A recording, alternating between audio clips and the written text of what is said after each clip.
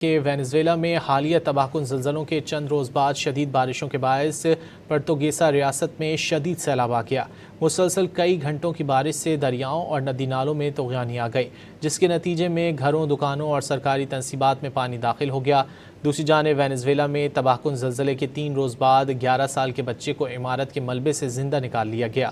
حکام کے مطابق ان زلزلوں میں ہلاکتوں کی تعداد 1450 سے تجاوز کر گئی ہے، جبکہ تقریباً 200 عمارتیں مکمل طور پر منہدم ہو چکی ہیں۔ کہ وینزویلا میں حالیہ تباہ کن زلزلوں کے چند روز بعد شدید بارشوں کے باعث پرتگیسا ریاست میں شدید سیلاب آ گیا۔ مسلسل کئی گھنٹوں کی بارش سے دریاؤں اور ندی نالوں میں طغیانی آ گئی، جس کے نتیجے میں گھروں، دکانوں اور سرکاری تنصیبات میں پانی داخل ہو گیا۔ دوسری جانب وینزویلا میں تباہ کن زلزلے کے 3 روز بعد 11 سال کے بچے کو عمارت کے ملبے سے زندہ نکال لیا گیا۔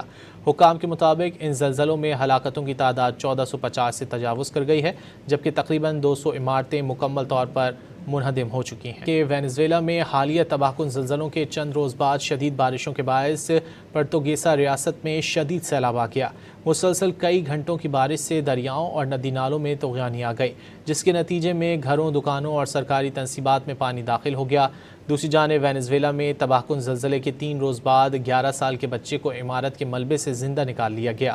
حکام کے مطابق ان زلزلوں میں ہلاکتوں کی تعداد 1450 سے تجاوز کر گئی ہے، جبکہ تقریباً 200 عمارتیں مکمل طور پر منہدم ہو چکی ہیں۔ کہ وینزویلا میں حالیہ تباہ کن زلزلوں کے چند روز بعد شدید بارشوں کے باعث پرتگیسا ریاست میں شدید سیلاب آ گیا۔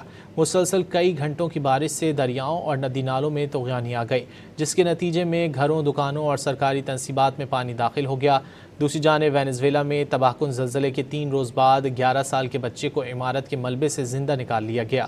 حکام کے مطابق ان زلزلوں میں ہلاکتوں کی تعداد 1450 سے تجاوز کر گئی ہے، جبکہ تقریباً 200 عمارتیں مکمل طور پر منہدم ہو چکی ہیں۔ کہ وینزویلا میں حالیہ تباہ کن زلزلوں کے چند روز بعد شدید بارشوں کے باعث پرتگیسا ریاست میں شدید سیلاب آ گیا۔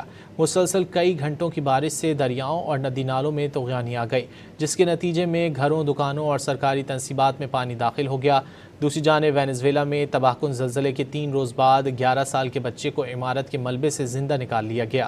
حکام کے مطابق ان زلزلوں میں ہلاکتوں کی تعداد 1450 سے تجاوز کر گئی ہے، جبکہ تقریباً 200 عمارتیں مکمل طور پر منہدم ہو چکی ہیں۔ کہ وینزویلا میں حالیہ تباہ کن زلزلوں کے چند روز بعد شدید بارشوں کے باعث پرتگیسا ریاست میں شدید سیلاب آ گیا۔